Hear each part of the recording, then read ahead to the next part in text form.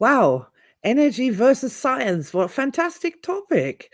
Today we've got Zoe here with us so that she can be the referee for if we're getting too engaged in our debate.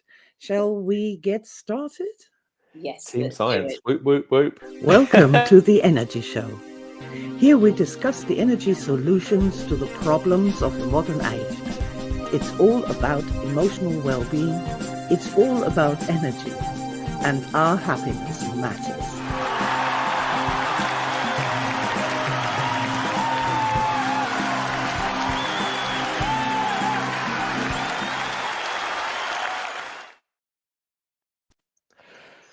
Oh, Woohoo! wow. Welcome. And welcome to Zoe for joining you. us on this very special occasion where we're discussing energy versus science. Yes, Are it's we? Is this the battle of the ages? yes, it is. It's also Energy Show number 13.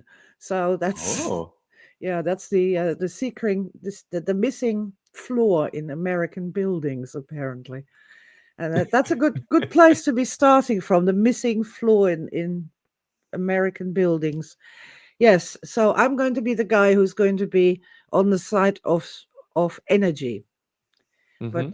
I'm also a scientist, and Alex is going I'm to on be the the side of scientist. scientists, but I'm also energy. So is this You're really a you're versus also an battle then? energist, yes. Or should we just Oh. hug and make up now? Well, I've been working on various projects, and oh man, I came across this thing with EFT, emotional freedom techniques, and the people from ASAP who've been for the last 25 years or something like that now, not as long as that, but they've for at least 20 years, they've been doing their research studies to prove that tapping an old-fashioned classic EFT with the problem statements and all that is actually really good for people who have PTSD or anxiety and all those things. And I remember back in the day when they first started out, I said, you're just wasting your time. This isn't going to happen. The problem that you're going to be having is that nobody's going to take you seriously because EFT tapping taps on meridians, and meridians are from the energy body. And according to science, as it stands, there's no such thing as energy or an energy body. And so yeah, and it's really hysterically funny. So I asked an AI, what can I do to improve the scientific standing of modern energy? And it said, of course, peer reviews. First of all, you design studies, right? No, before that, you get funding for your studies. First, you get funding for your studies, then you design your research, then you submit your research papers for peer review, and then we go on from there. And I'm like, yeah, but stop. First of all, there's no funding. Second of all, there is no um, journal I can submit my research to, even if I had research and funding. There's no university that can peer review my stuff, energy stuff, because it's not there. It's not there. It doesn't exist. There's no field. And what the EFT people have tried to do is they try to sneak it in the back door into psychology, calling it energy psychology, which in and of itself is going to make all the scientists go, you know, charlatans, fraud, all that business. So nobody's taking them seriously either. So the whole thing is like a snake that bites his own tail, round and round and round and round and round and round and round. So this is not the way forward. So what, as a scientist, Alex, what would you say to me?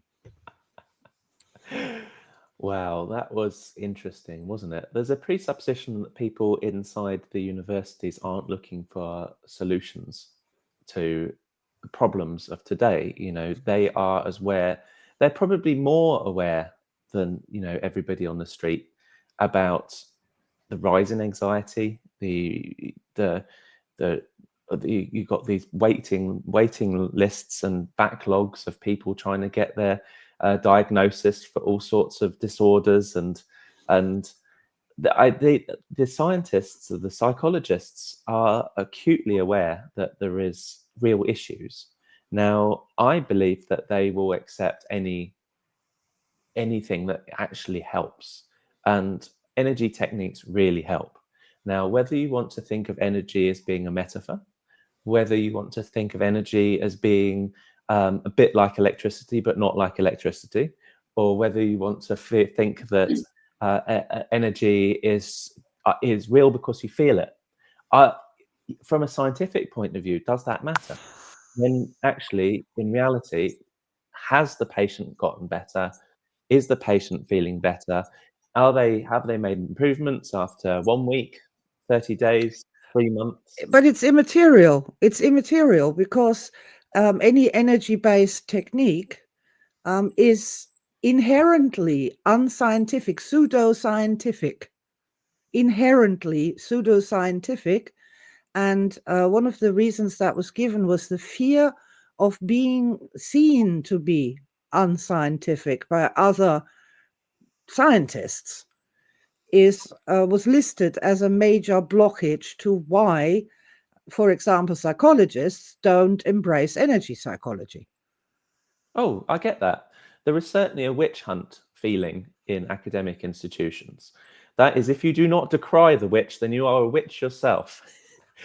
Yes, therefore, that's a very good way. you can get that echo chamber. Yes.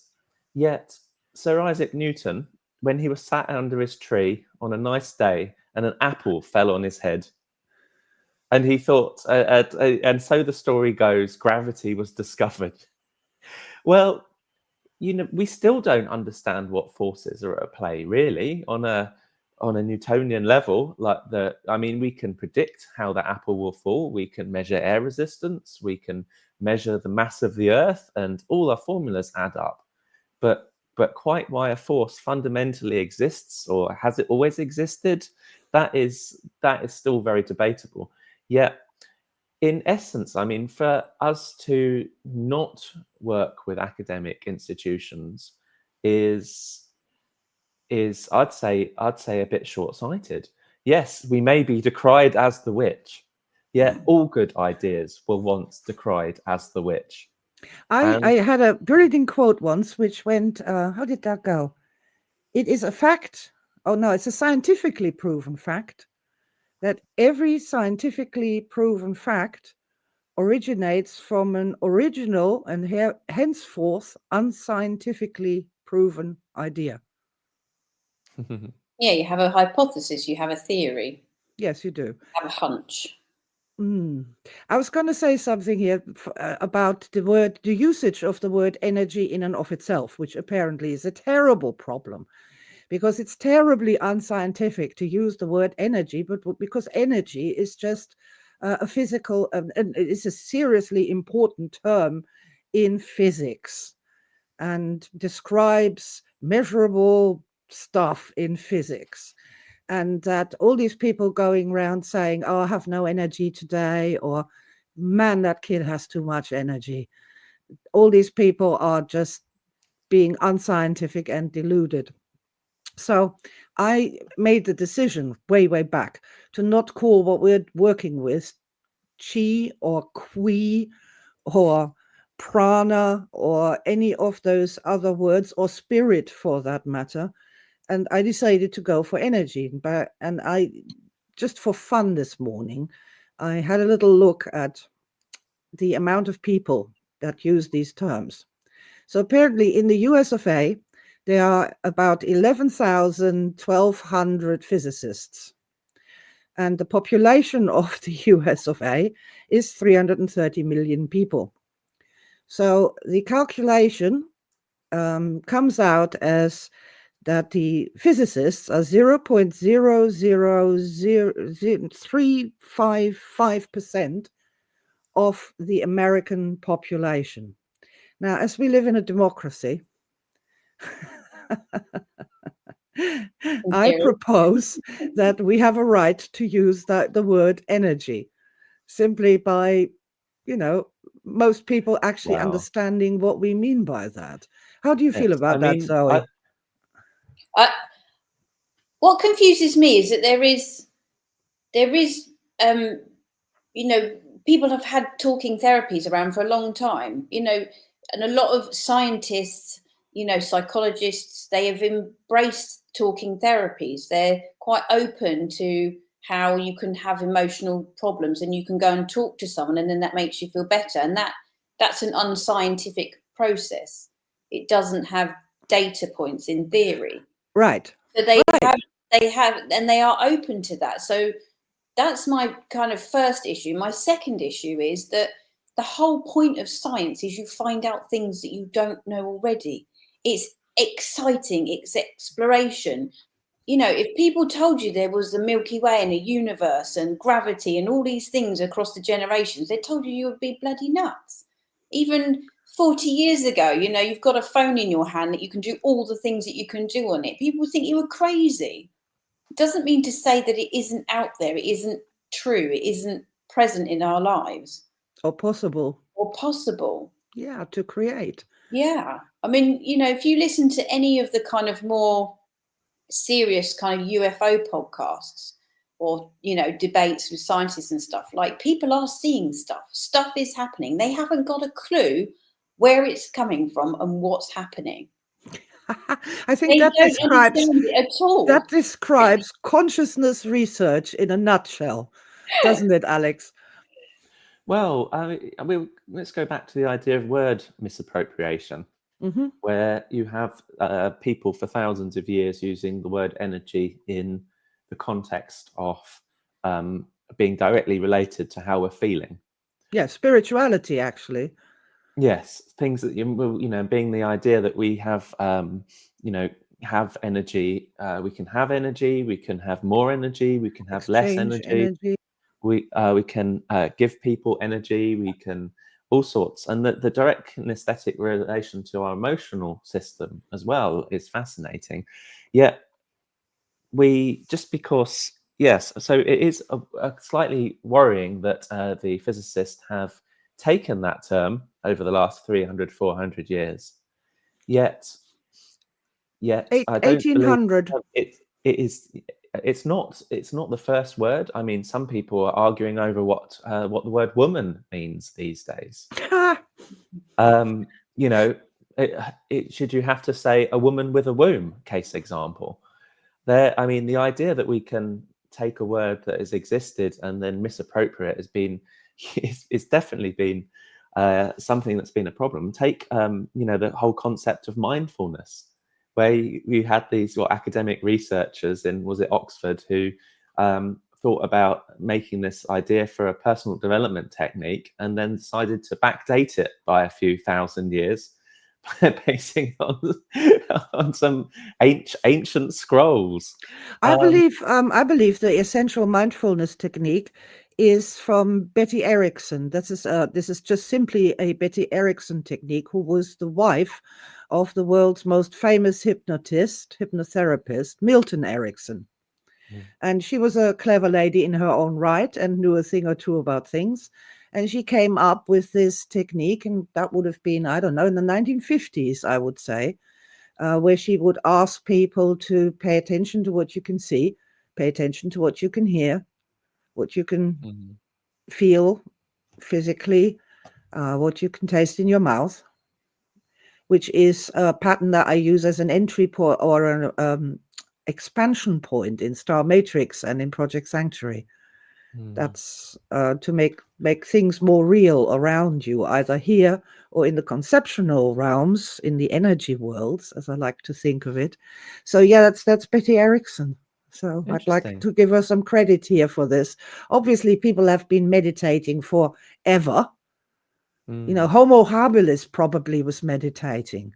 If we pay enough attention, we'll probably see chimpanzees sitting in corners and meditating.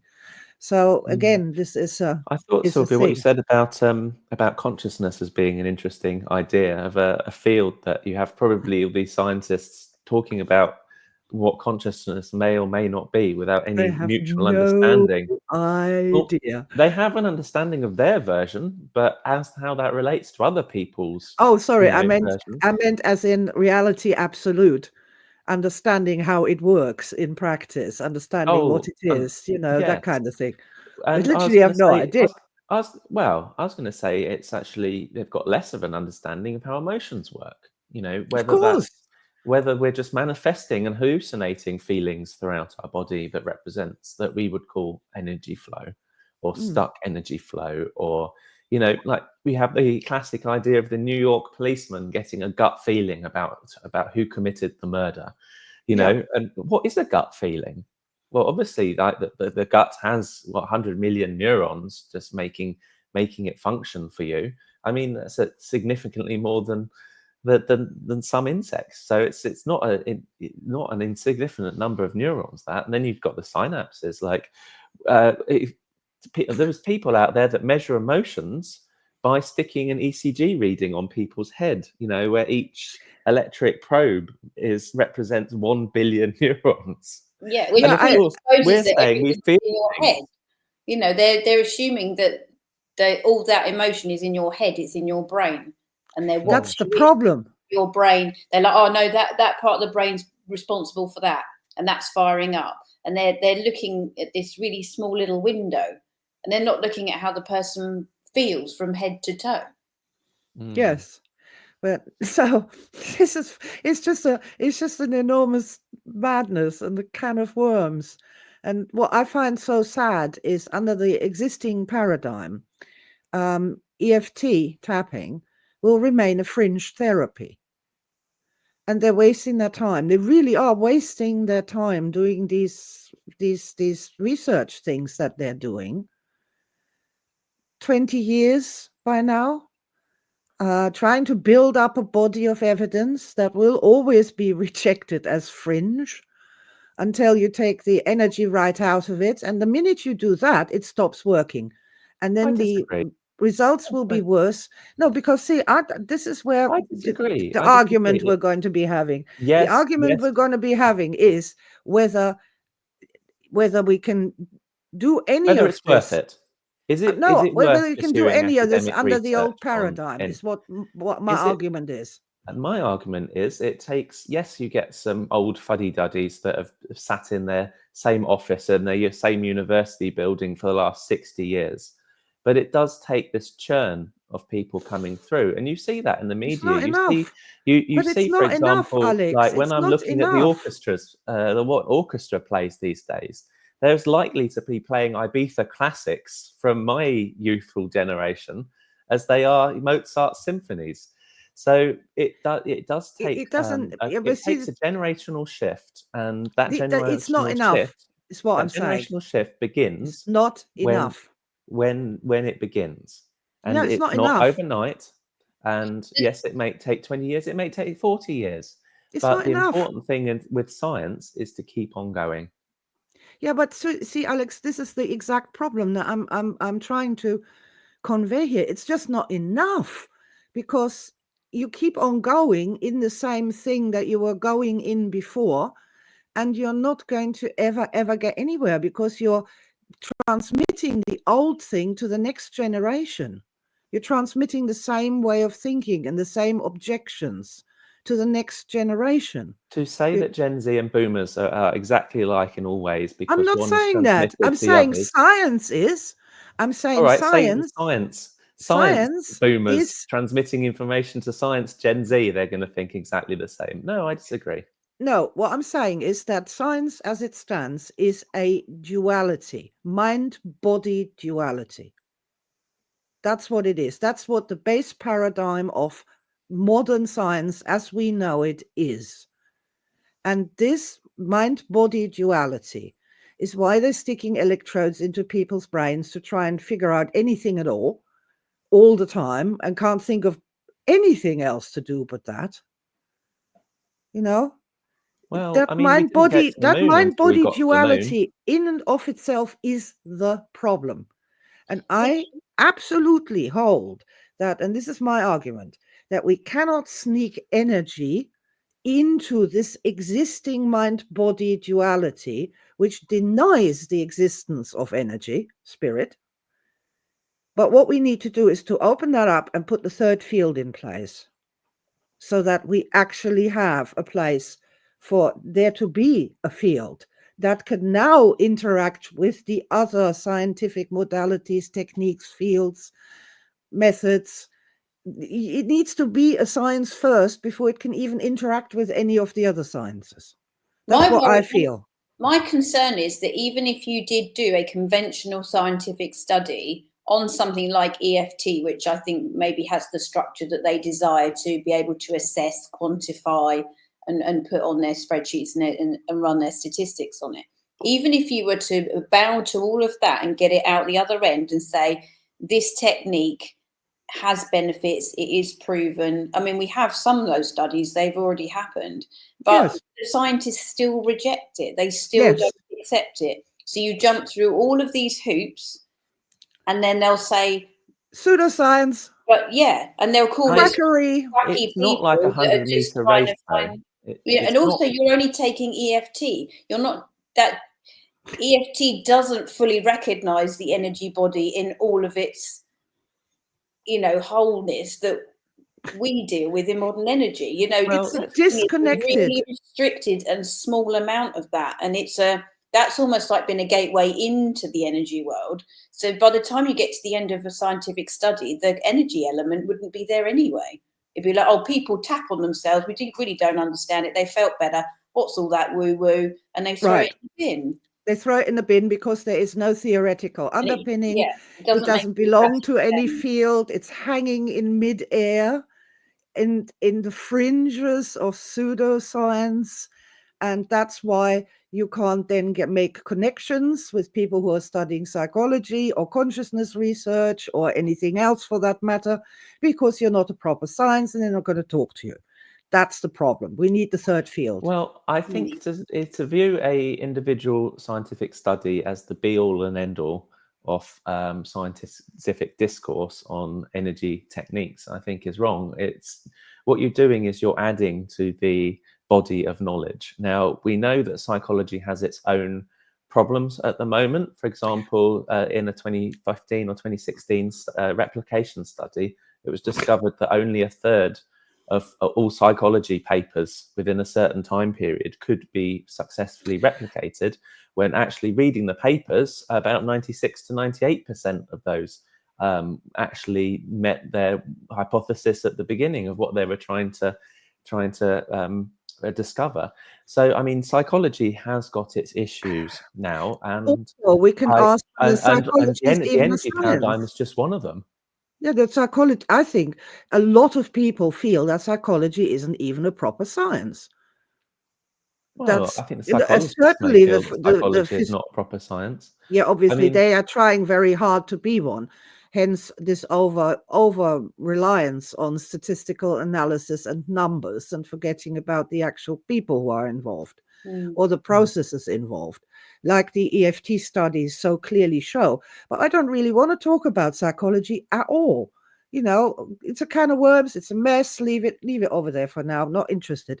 I'm more interested in the application of what we do with emotions to science in general, to the physicist who stands in front of his big blackboard and can't solve the equation, to the consciousness researchers, especially the AI people at the top end who are trying to figure out what's going to happen when you have AI therapists and AI doctors and how people are going to respond to that. You know, this is not anything. I don't care about psychology at all. What I want is kind of as much more scientists, interdisciplinary thing to work to with the be hard, you need to have a scientific field. We need a work with the scientific hard. field. You need to work with universities. Yes, To work with universities, you need you to need a work with the field. schools of studies within those universities. You need a field, or And else you need can't talk you to them need because you're you need nobody or nothing. You're nothing. If you go to a university and say, hey, I have a brilliant thing, they say, where is your peer research? Where's your university? Where's your studies? Oh, your Exactly. studies? Your So EFT studies? Oh, you mean pseudoscience? We're not going to talk So to to you. get an idea recognised, you need it to take it to a university, and within that university is a school, and the closest that matches our field is psychology. No, it And isn't. No, whether no, no, no, whether no, no, no, no, no, no, we're no, not no. no you think you think that we'll get the energy paradigm will be laughed at by physicists and No, I don't actually. quantum physicists I and think that I can get mathematicians. a better hearing from the mathematicians and the quantum people and the physicists and the mechanical engineers than I ever would from the psychologists, because No our way. friends, Because the the physicists, psychologists are the ones listen that up, want the to think about. physicists are the ones who think logically. They think logically. Yeah, but They it's can outside their see a remit. logical correlation between what we do, and they go, oh yeah, that makes sense, that's fine. Psychologists don't. They are just like, whoa, Psychologists are in charge pseudoscience, of ring how the we think bells, and feel. shame. Psychologists are in charge of how we think and feel. Whereas you That might is be a able to scary talk to an notion. I'm going to clip you that might be for TikTok. yeah, you might be able to convince a physician or physicist on a personal basis. Hey, got something cool. This is how it works. They'd be like, oh, that's really useful. But actually, to then take that into the physics understanding of how the universe operates is going to be is going to be very tricky. So I feel that the way forward is to go to a psychology department and bring the field of energy modalities into that until it is big enough to stand on its own 2 feet. No way. You have no hope in hell. Zoe, what do you think? I, Which one of us is I right? reckon if you know, these scientists have got a lot of responsibility. They're really trying to cope with a lot of things. I think if you actually said, hey, look, do you want to try something here, and you did some energy work on them, and you were like, here's the Seuss scale, where are you now, where are you at the end, and they see that change, and they kind of, it's a logical thing, it was a logical process they followed. And then they go, oh my god, I feel amazing. No, Do you that's think a what Alex scientist would said. then maybe That's go, wow, that's what's this all about? I want to learn more. Yeah, this is exactly what Alex just said, is what would happen if you took it to a physicist. He said that at the personal level, he would go, wow, this is great, and I'm going to use this. On a professional level, he's going to continue to decry even the notion of energy and not tell anybody else about it, and possibly use it as his secret sauce or her Yeah, secret yeah. sauce to have fabulous paradigm shifts and breakthroughs in what they're working on. But they're never going to tell anybody else because they don't want to be called a witch. We're predisposing here is that the horse has bolted here. They've, the scientists have gone, they're down their path. Even if they saw something different, it wouldn't change them. That's what I believe. So This is Well, a what physicist is a physicist. this is what my experience has taught me over the last 60 years of my life. That's exactly what my experience has taught me. That's how it works. That horse has gone. We need a new field. We need to start afresh. We need to do our own thing here. And then we have a field. Then we have a university department that can phone up another university department and say, hey, do you want to collaborate on your happiness studies? We've got some cool methodology here. Until and unless that happens, nothing happens. Yes, I mean, you could ask a physicist to look at the physical, what's happening, or the neuroscientists. You could have a look at like a very detailed view of how our neurological system is functioning, and that would have some merit. But I think that would be a long way coming, certainly. And like Zoe was saying, at the end of the day, just getting one research paper published is not enough. What we No. need is a generational change in attitude, and that will come. It might not be overnight. It might not be next week. It might not be in the 2030s.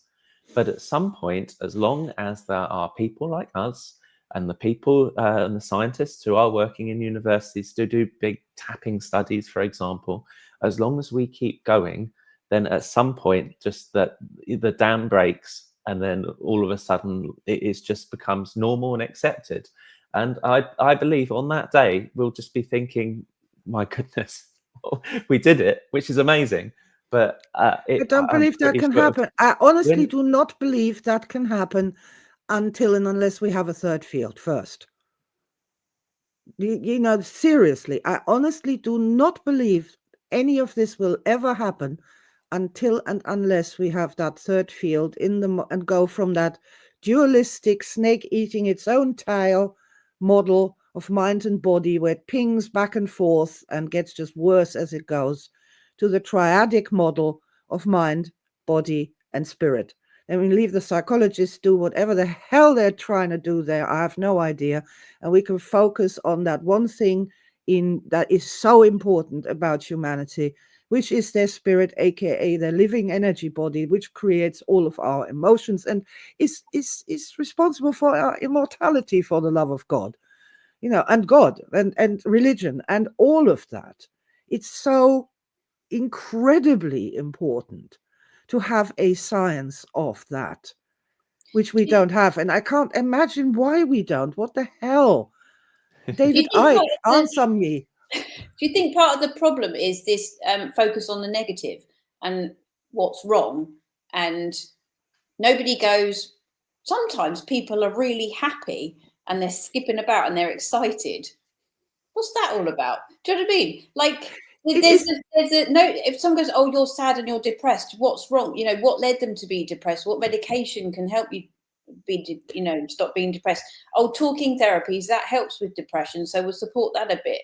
So there's that draw towards the negative science, but no one's looking at what pathology. You're happy, you know, and are happier people healthier people? The study of pathology is in and of itself the problem, both in medicine as well as in psychology. This everything. The only thing of interest is when somebody's sick or something's broken, and then we must find out how to repair that, rather than, you know, this is all. But I wanted to say something about what you started when you said, just yesterday I saw an interview on Andrew Gold heretics with a psychiatrist who got cancelled because he used to counsel people with gender confusion. And this is not allowed. That there was a point where that was no longer allowed. You weren't allowed to talk to people about why they felt they were in the wrong body or whatever. You weren't allowed to discuss that with them anymore. If somebody came in and said, I was meant to be a woman, then you had to just say, yes, absolutely, 100%. And it's called affirmation therapy, which is kind of weird because you don't do that with people who have spider phobias or anorexia or self-mutilate or whatever. You don't say, yay, well done, let's go for it, you know, woohoo. It's only done in that context. And it was interesting. And he's witnessed the guy he was interviewing, that psychiatrist, he wrote a book about it. I'll leave a link in the description because it's really imagining interesting. someone turning up at Weight Watchers for their first meeting and just seeing all the stacks of cake and biscuits and welcome fat people, welcome brother. You were a thin soul born in a fat body, or the other way around. You know, it's extraordinary. But no, what I found so fascinating was, so this man had made some really good points, and he was treating these people for, I don't know, 20 years. And he was having classifications of not every trans person is the same. They're all different reasons. But he said in this interview that, if you dig deep enough, there's always a trauma at the bottom of it, why they have a gender confusion. There's always a trauma at the bottom of it. And I was like, wow. It's been 25 years since I wrote the Guiding Star paper, which clearly identified that sexual philias and fetishes and all other philias and fetishes, they're not the result of trauma. They're the result of a guiding star experience or even a star experience, because trauma is what we avoid it doesn't inform what you do. It just tells you what not to do based on your experience. So if you'd like to be, I don't know, taped up in plastic in order to have a good sexual experience, this is not based on a trauma. This is based on a guiding star. And this man doesn't know that, has no idea, and is completely convinced that any kind of sexual aberration is the result of trauma. You And it should write to him, isn't. Sylvia. And just remember that a psychologist is a friend you haven't met yet. Oh God. No, it was just so, I was looking at this and presupposes that there's something, there's a reason that they are wrong, and it might, what they need to do is they need to do energy work with these people so that they make those decisions in a high energy state. They are positive, they know that it's what they want to do, the reasons they're doing for it, and it leads to a more positive, better, happier life. yes, positive outcome for all concerned, and less regrets afterwards, which is apparently a problem. But what I was going to say was, Alex, this man has been working for 20 years, seeing these patients for, until he couldn't anymore in 2020.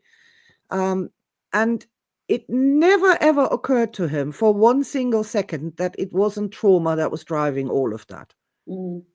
It didn't occur to him. It's not going to occur to his students. It isn't going to occur to their students, because that is like totally set in stone, this trauma thing, that trauma is the reason Sylvia, for what I would everything. suggest is, rather than thinking of psychology as being an entity, scary entity. It's not a scary entity. If you think, all right, if you think of it as being a non-scary entity, then actually just think, I don't want anything to do with psychology. I want my third field. Your entity set up, which is great, and it's either or hey, then that's absolutely fine. But what is very critical is you think that it's made up of people. Yes. The whole field of psychology wouldn't exist without people. Now, you may think that one hates me, and that one hates me. Oh, they all hate me. But you do not know. You do not know that one over here hates. That one likes me. This one loves me. This one really likes me. This one likes me too much. I've got a restraining order against this one. What you're on about? Nobody at all has any clue of who I am.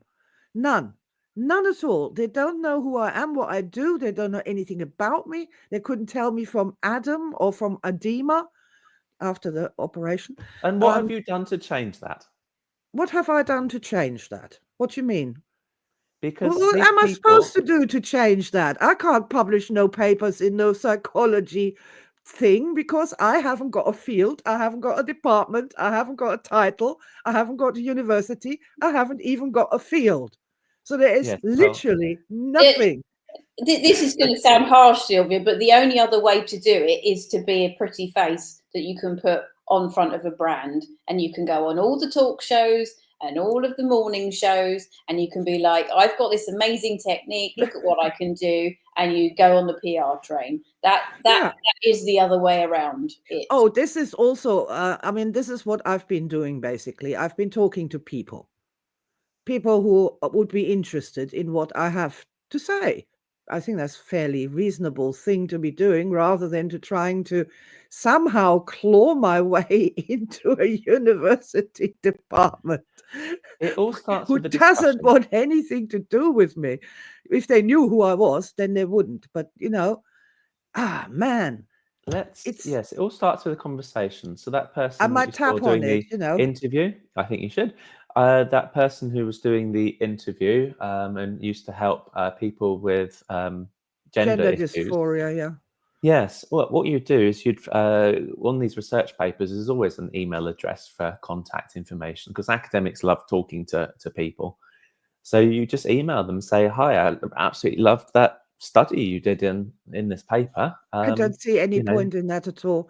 I mean, I have my personal experiences with scientists, so-called scientists. Maybe with one of them, maybe with 100 of them. And especially the type that is like, I've written my books, I've written my research papers. If you think that I'm going to rewrite all of that and start all over again. You've got another think coming. Maybe don't put subject line, you're wrong. And maybe that would help you get a better response, Sylvia. It's not wrong or right, though. It's kind of like, have you thought about a different Yes. perspective? Lead with a compliment. Asked. Lead with a compliment.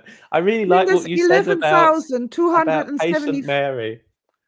11,750 physicists in the US of A. It'd take Just a long getting- time to go through them one by Just getting one. through all them one by physicists- one. That's going to take a very Physicists long aren't time, gonna isn't help it? you. You will need the psychologist, Sylvia. I don't want things like EFT, which is an energy technique because we're tapping on meridians, to be sidelined and stripped of its power by taking the energy thing right out of it and put them in a corner and said this is pseudoscience and it's just yet another proof that this energy thing is bullshit. I don't want that. It's like seriously, it's like sending your child into a school where it's going to be brutally bullied, not going to learn anything from the people in there, and just, be kept in a corner, and it comes home all sad and tired and crying at the end of each day until it commits suicide at some point because it can't take it anymore. I don't want that for energy work. Energy work is so much more important. So much more important. I suppose what we could do is we could go out in the world and ask as many questions of these people as we can. Like, have you ever thought about what makes people happy? Have you ever thought about, how good your research is when you're happy compared to when you're stressed? We maybe just need to plant these little seeds everywhere. Zoe, always lead it with a compliment about them and their work first, and then you've got a chance. Or just say, I was thinking that this area could be extended with further study involving ... Or have you thought? I'm not sure any of us will live long enough to see the I would. outcomes of that, though. I do write. I love writing a good letter, me.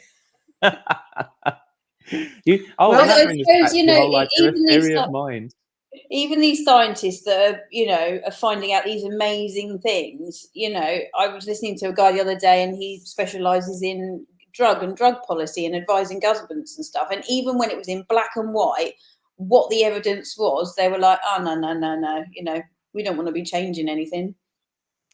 Yeah. Oh yes, that was on why the list. am I advising you? You don't listen to my advice, which is actually based in science with peer-reviewed papers. They still don't listen to him because it doesn't fit their agenda. Exactly. That was like one of the points saying in the Brexit debate, everybody's had enough of experts. Yes. Yeah. That's what happens when you push people too far in any field.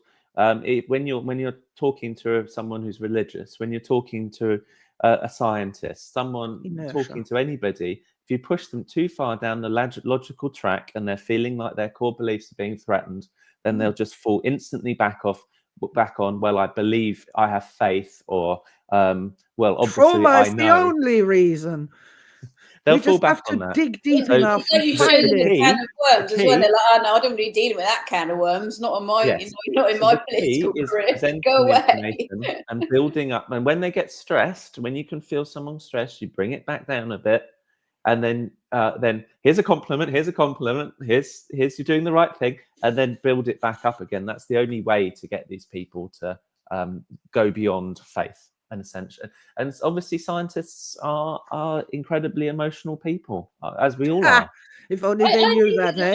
Scientists want to make the world a better place. They want to make people feel better. They want to find solutions to problems. Well, we presume that.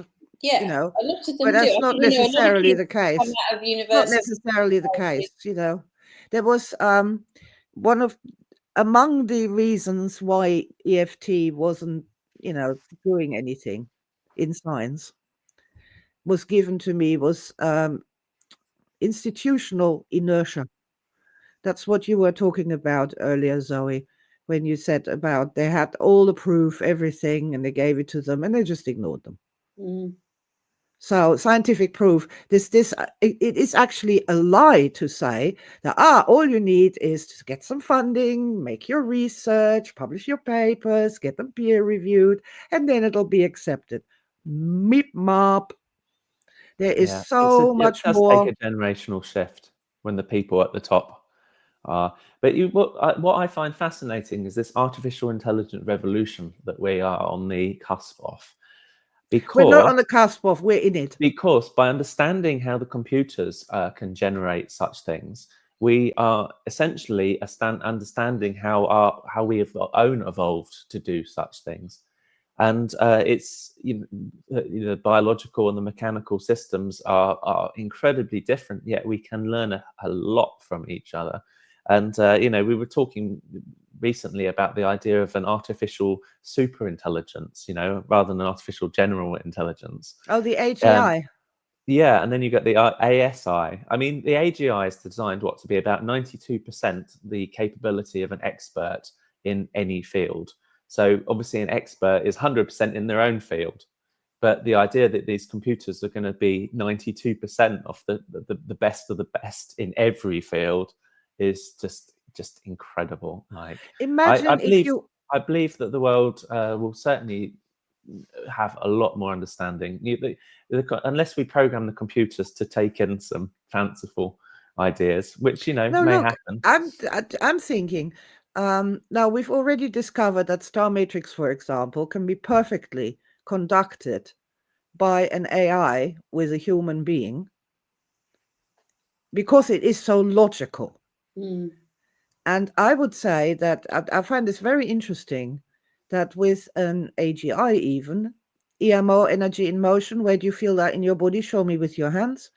And if you really put biological and medical data together with that, you could actually say, so if this person's had this pressure in their throat and for public speaking for 25 years, the AGI could perfectly predict that they might want to go to an ear, nose, and mouth specialist and see if they've got any kind of physical symptoms after all these decades of having blocked energy in the throat, and actually have a multidisciplinary approach, which includes energy work and energy understanding, because energy work is so logical.